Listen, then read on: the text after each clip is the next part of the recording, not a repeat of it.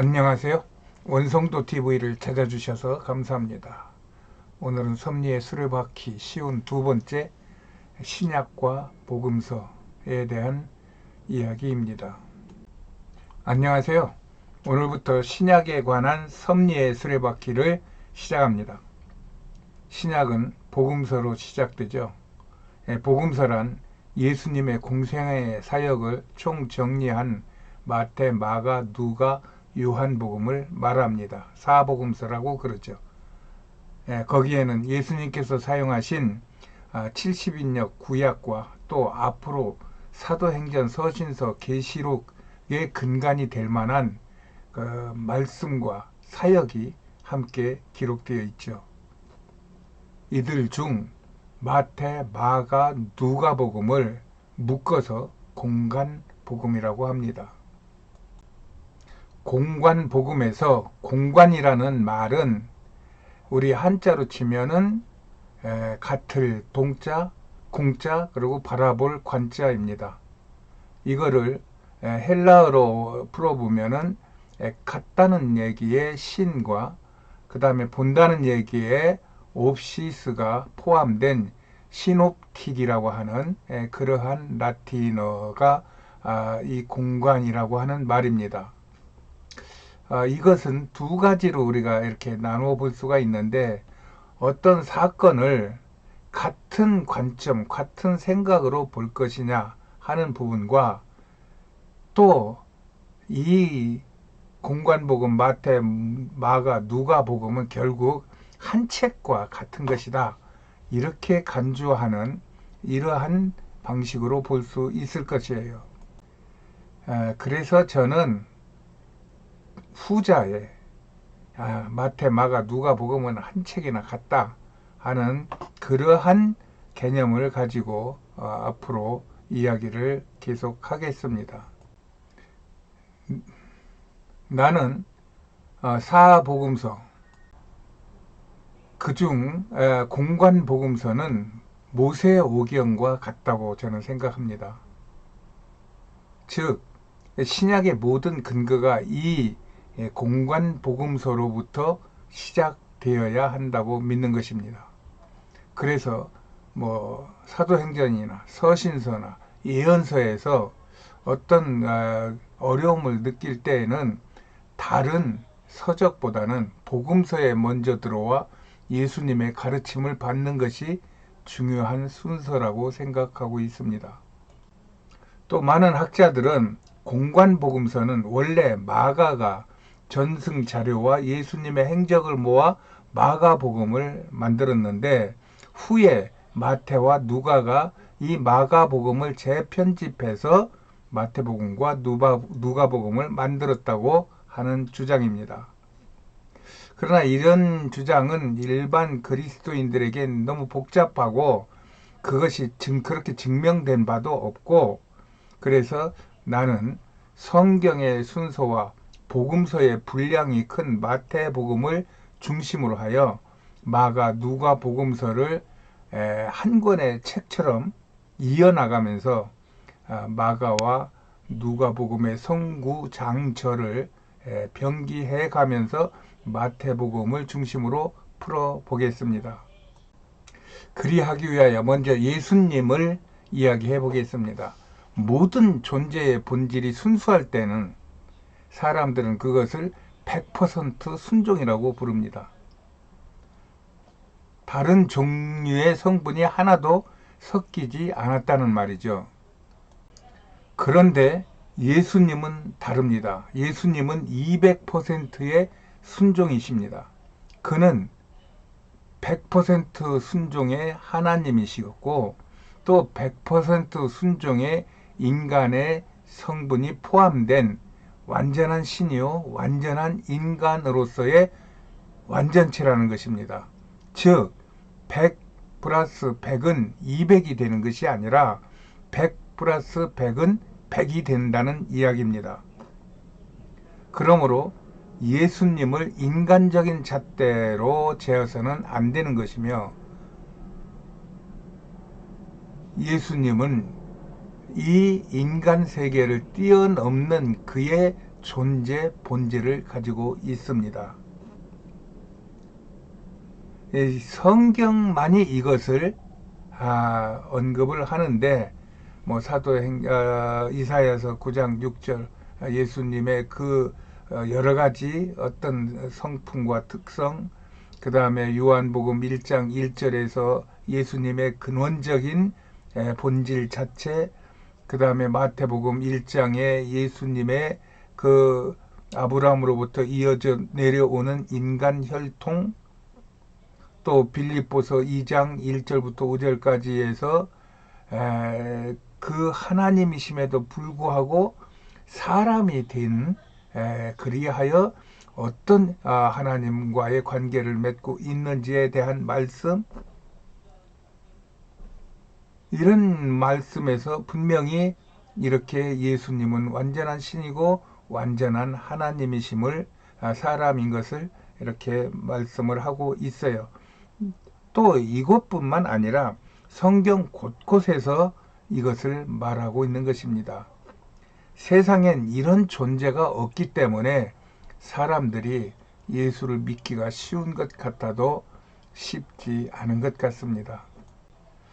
그렇기 때문에 예수님은 스스로 태어나실 수도 있고, 인간의 태에서 잉태하실 수도 있고, 스스로 죽으실 수도 있고, 또 사실 수도 있으며, 죽은 자를 살리시기도, 또 귀신을 내어 쫓아버리시기도, 바람과 파도 같은 자연 형상도 다스릴 수가 있으시며, 죄로 죽어가는 인간을 구원하기 위하여 사람들에게 무시당하고 죽임당하시기까지 이 모든 일을 스스로 행하실 수 있는 분이었던 것입니다. 그런 권세로 죄인된 인간이 예수님의 모든 말씀과 그의 기적을 믿으면 구원해 주셔서 우리에게도 예수님이 행하신 일들을 할 수 있는 작은 예수, 곧 그리스도인, 크리스찬이 되게 할 것이라는 약속을 해 주셨던 것입니다. 그리고 이 약속은 예수님께서 돌아가신 후에 성령이 내려오시고, 또 성령의 감동과 하나님의 말씀이 우리 인간의 영혼을 뒤흔들 때 예수 그리스도를 나의 영원하신 구주로 인정하고 고백하며 하나님으로부터 구원을 받게 되는 것입니다. 그렇게 함으로 인하여 아브라함으로부터 모세에 이르기까지 신정 정치를 하던 세상은 다윗 이후로 왕정 정치로 바뀌는 중에 이 이스라엘이 무너지고, 왕정 정치가 무너지고, 그리고 예수 그리스도로 인하여 다시 신정 정치로 돌아선 것입니다.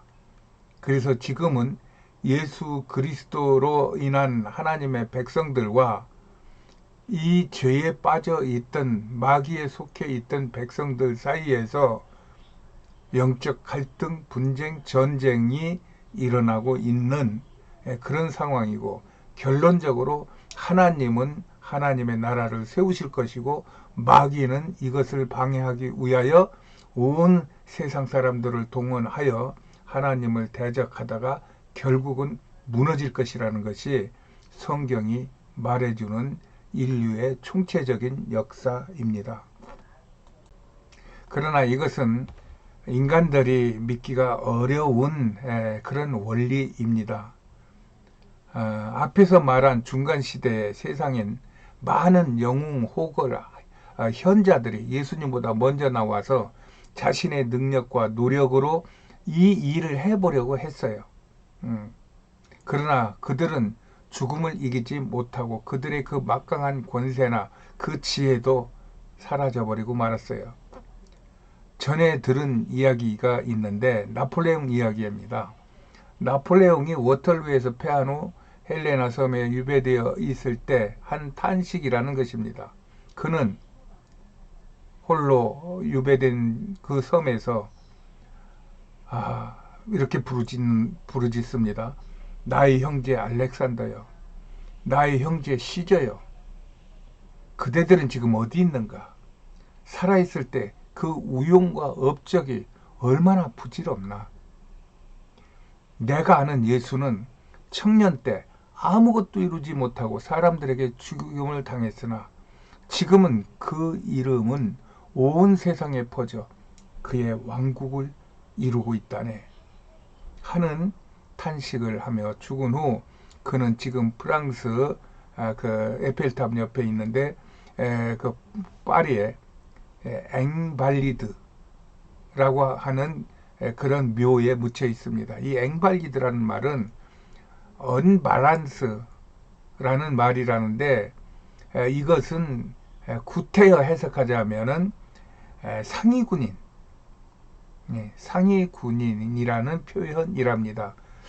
그래서 제가 듣기로는 그때 여기에 나폴레옹뿐만 아니라 그 나폴레옹 전쟁에서 죽은 많은 사람들의 그러한 유해 내지는 그런 그 이름이 같이 여기에 그 봉안이 되었다고 하는 그런 얘기를 들은 것 같습니다.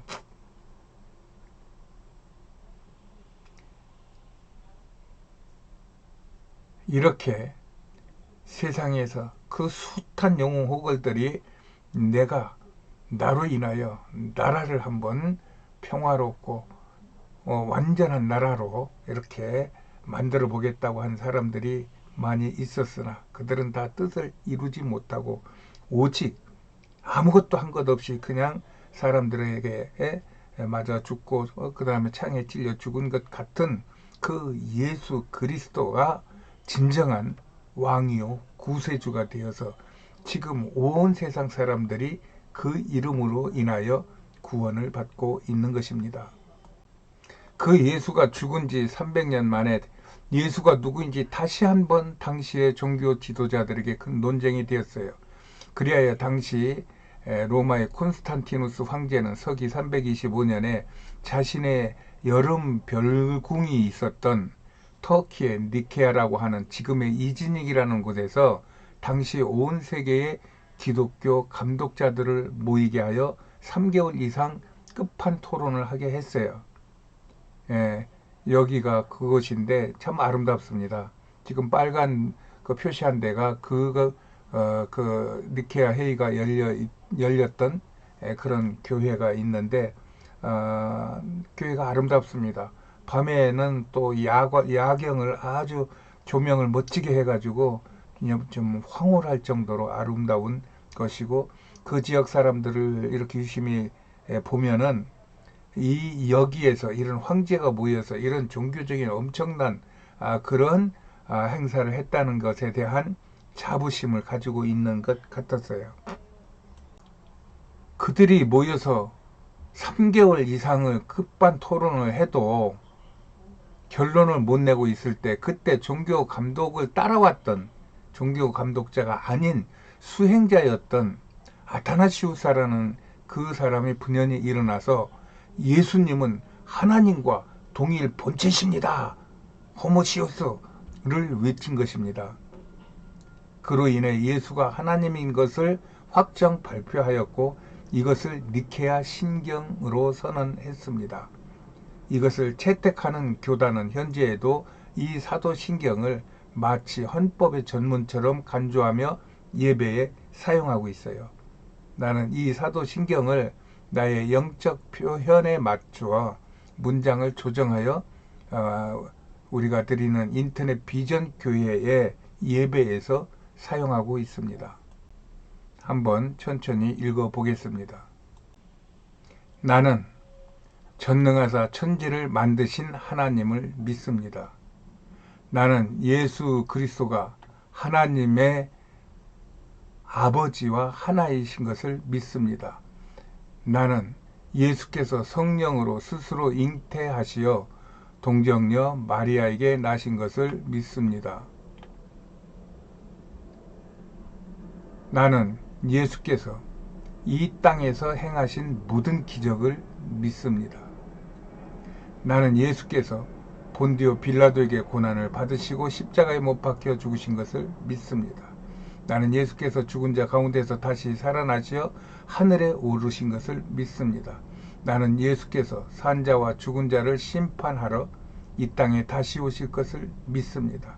나는 예수 안에서 죄가 사하여지는 것과 몸이 다시 사는 것과 영원히 사는 것을 믿습니다. 나는 예수 그리스도가 나의 구주이심을 믿습니다. 나는 성령 하나님을 믿으며 성령의 세례를 믿습니다. 나는 교회가 거룩한 곳인과 예수 안에서 교회의 연합이 의로운 것을 믿습니다. 나는 성삼위 하나님이 나의 복의 근원이심을 믿습니다. 나는 평생에 주 여호와를 찬양하며 매일같이 이 신앙을 고백하며 살겠습니다. 주님.